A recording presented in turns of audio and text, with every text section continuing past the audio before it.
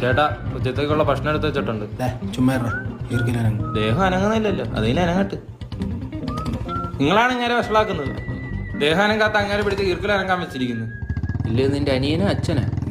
അല്ല തന്തയുടെ തനി പകർപ്പ്. പോതപ്പ് കമ്പിളി പോതപ്പ് ബെഡ് ഷീറ്റ് വീട്ടിലിടാ മാറ്റ്.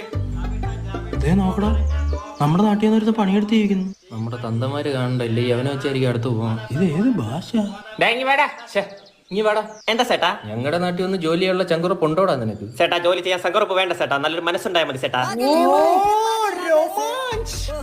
ഓ എനിക്ക് തോന്നി ഇവൻ നിന്റെ അച്ഛന് പിറക്കാതെ പോയ മോനാ. ഒരു മാസം എത്ര രൂപ കിട്ടൂടെ? മാസം ഒരു 25,000 രൂപ കിട്ടും ചേട്ടാ. 25,000?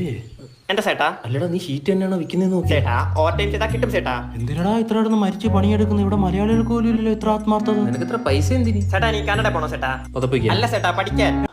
ഞങ്ങള് സിവിൽ എഞ്ചിനീയേഴ്സ്. എന്നിട്ട് എത്ര വീട് വെച്ചു ചേട്ടാ? ഇതെല്ലാം ഞങ്ങൾ വെച്ച വീടല്ലേ? ആഹാ. ഞങ്ങളെ കൂടെ കൂട്ടുപോയി പൊതപ്പ് ബിസിനസ്സിൽ. അയ്യോ ചേട്ടാ ഞങ്ങളുടെ സ്ലാങ് നിങ്ങൾക്ക് വരൂല ചേട്ടാ. പോതപ്പ് കമ്പിളി പോതപ്പ് ഊപ്പറിലിടാ മാറ്റ് നീച്ചലിടാ മാറ്റ് ഷീറ്റ് ഷീറ്റ്